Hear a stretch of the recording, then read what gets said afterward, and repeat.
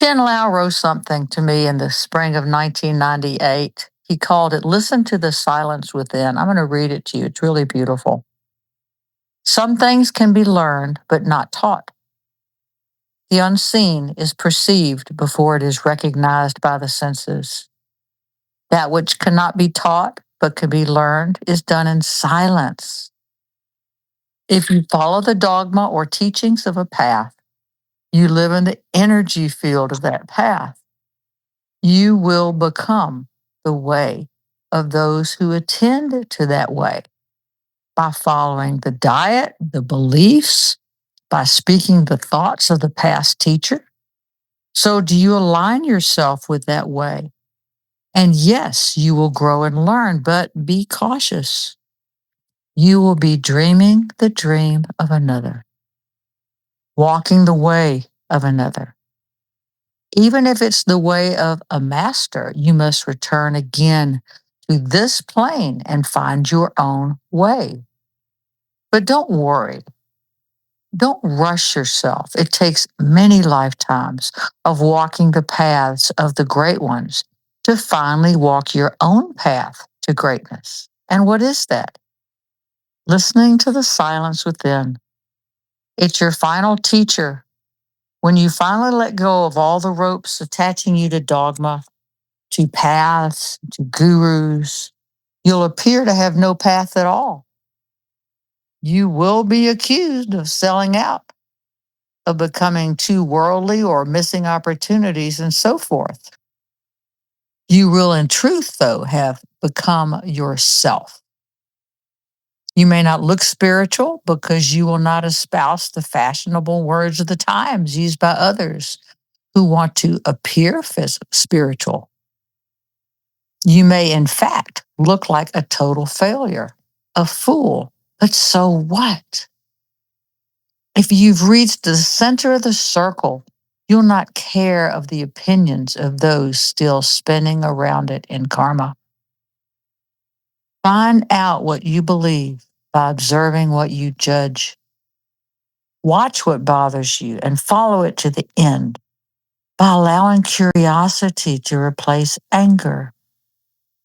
Don't argue with your fears, nurture them and let them flow through you and indeed follow yourself. So I love what he wrote. It's beautiful. I mean, what would you do if you clearly saw a wizened Chinese dude sitting on your couch one morning? I totally lost it. This was at my farm in 1998, and the farm portals, they were like Star Wars cantina in the movie. There being some other places that came in and out, and these portals were. I saw them a lot, and it took me a while to get used to that. They often would tell me stories or presented ideas that I was advised to research, to write down, and keep in a safe place. Pretty easy. That went on for 25 years that I lived there. It was a real learning. Did you get more comfortable with some of the channels more than others over that time? Oh, yeah. And I finally learned to set boundaries. There is a difference. There's I call it a mediation frequency. There were Zeta Reticuli who worked with the interdimensional physics who I saw just etherically fly in the window and sit down and start yapping. They weren't astral beings, and they were projections from a mind maybe light years away. And I wasn't getting it through my third chakra. It gave me a headache. I was getting it through my head. That was a totally different situation. But I got used to it. I mean, I was living in a petri dish. I just got used to it. But I would say enough. I will be available at this hour or that hour. And I had to learn boundaries. Otherwise, it was a free for all. But I wasn't really working protected. I was, in my late 30s, and I was learning who and what I was in that way.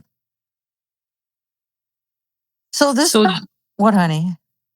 You had to probably learn. You said it took you time to learn. I'm guessing there were some stumbles or learning things the hard way. Does that often happen especially if channeling is in the emotions. Well, if you're me, you're going to learn most things the hard way. Me too. It's just how it is. Overwhelm. It would be overwhelm. I came out of the bedroom one day and I walked into the little living room area and I saw this like Wookiee from Star Wars. The room was filled with them. Wow. And he said, "Oh, thanks. We're just passing through." And what I learned was that farm, that portal area was like a stopping over place, like a little retreat center. It really, really was. I'm like, I saw this Wookiee guy and I'm like, oh my God. I just went in the bedroom and closed the door. I said, do what you're going to do. All kind of beings, day and night and this and that. It calmed down after a while. I set better boundaries. it, was, it was truly crazy, but I learned the edges of sanity and insanity that I had to use my free will to control that. Does that make sense? It does make sense. And it goes back to those boundaries. It shows we have to set boundaries in all areas of our life. We do. And Chin Lao, he wasn't ever a problem. I met him first when I was like 15 or 16. We talked about this before. He appeared in my room when I was growing up, teaching me something he called the positions, and it was yoga. Nobody was doing yoga in the 60s in Alabama. So he taught me that and said it would be calming. It would, what I know now, it helped align who I was. So he's kind of around a lot. He was very calm and sweet and quite detached. He, along with a bunch of other, I guess, discarnates and higher 3D level guys, gave me the most of the material I published in the Reality Pirate newsletter. I did that newsletter for 7 years. It was a lot of channel material. It was a lot of fun. I wrote it all longhand and had this guy, Jim Zukowski, could actually, he was in the Ramtha School in Yelm. He could actually read my handwriting and he would type it all out for me and I'd send it out. Am I sure who these beings were? No, I'm not. But what I can promise you, though, is that the writings were dictated from them to me by my furiously scribbling hand. So is that automatic writing? I guess it was in a way. I moved through that phase and I just don't do that anymore. The energy signature channeled reception is quite different from those of the fourth chakra or above. I can't really explain it except that stuff's emotional. They are acute. They're very acute differences that I spoke of before. I read to something else Chen Lao said. Every now and then I'd get this scientific stuff, and I do like to work with even these days doctors or clinics, and we're having fun doing. I don't know if I help them at all, but it's fun. Chen Lao in 1997, in the autumn issue of the Reality Pirate, said this. Here's the question. And I think this came from a doctor at a clinic because it wasn't from me. What are the chemical changes occurring now in the physical body? The answer is this. The physical bodies of consciously developing humans are now creating new neurotransmitters in the neural area of said body. This means that the brain is having to find new ways to communicate what is going on to the body and to consciousness. Neurotransmitters are the chemicals produced by the brain. They're messengers to the body. The old ones have worked for centuries, but now that the veils are lifting, these neurotransmitters are not powerful enough to carry the increased frequencies of light to the conscious body. The new neurotransmitter is called beta peptide. It's a synthesis of serotonin and a higher frequency of available energy that is yet being utilized by the physical body. Its advent into experience is accompanied by symptoms such as 1, increase in dream activity, 2, nervousness, loss or increase in sleep, 3, confusion and panic, 4, a sense of being out of sorts. All humans on this plane are feeling these things to a greater and lesser degree. If one has requested enlightenment, then he or she will feel more of an increase, rather, a quickening of the process in those who chose not to go so quickly. This is why some individuals appear to be crazed by the process, and others act like it's still the 1950s. Well, in their reality, it is. Try not to judge, simply observe. Everyone gets there eventually. It's a personal choice. If you feel shaky and nervous, you may need indeed request that these energies are turned down a bit. You can choose to slow your process to a pace you prefer. If you still feel some of the effects, but to a lesser degree, you liken the nervous shakiness many of you feel to a Volkswagen bus speeding at 100 miles an hour down the road. It shakes because it was not made to go at such a fast pace. It would require a major overhaul. And in truth, if it could be transformed into a Porsche, it would well exceed even the 100 miles per hour. So you see, in truth, this is the process you now find occurring within yourselves.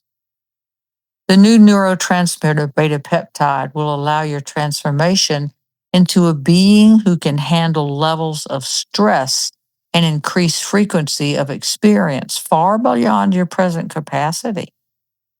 There's still a bit of wobble going on as your so called old form shifts into higher gear of your new form.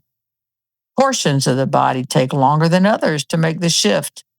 These portions are ones you created in illness and fear. That world is a dense place.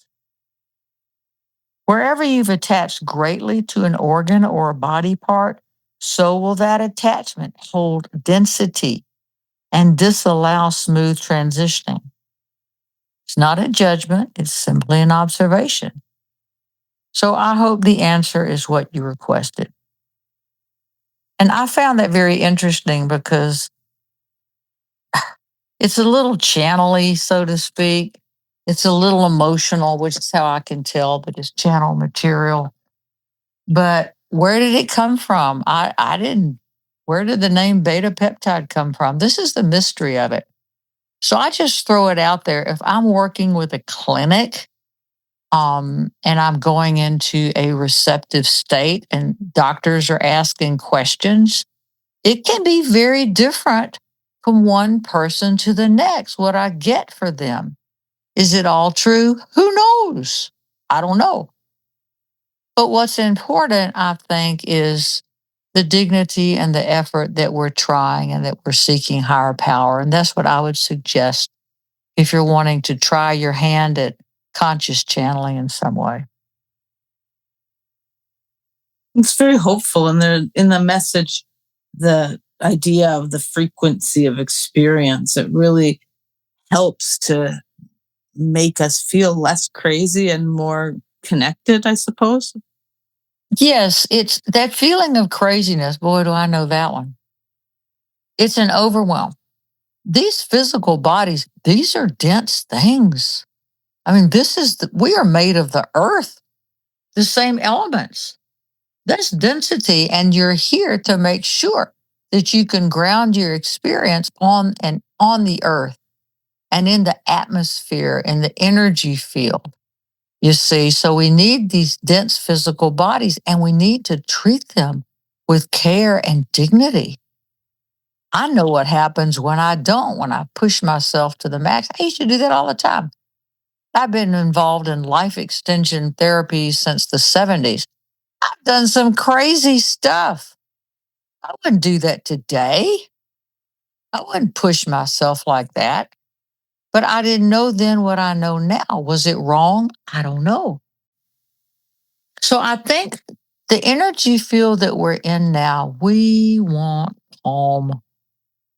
We want to calm the body. And the calmer it is, the more safe the body's going to feel. It will feel more like the earth itself, the physical. And you don't want to get out of the physical and run around like a crazy person and think that you're being spiritual, you're going to ascend. You're not.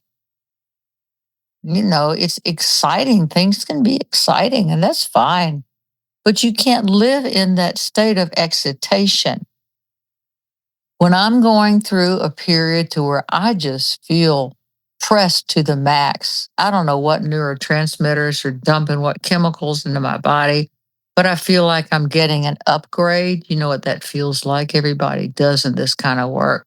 Like, oh my God, I can't seem to get normalized. Well, that'll pass because your physical body will get used to it and it'll give itself like an upgrade. Do beings like Chin Lao communicate randomly, or can you seek him out? Oh, that's a good question. I don't really know the answer to that. I'm very grateful and receptive to the very few beings that I work with now because I know them. They know me. I'm no longer an open channel. I have very clear boundaries. I stay in my lane. And most of the work that I do, I will ask for help. Say, I really want information on this.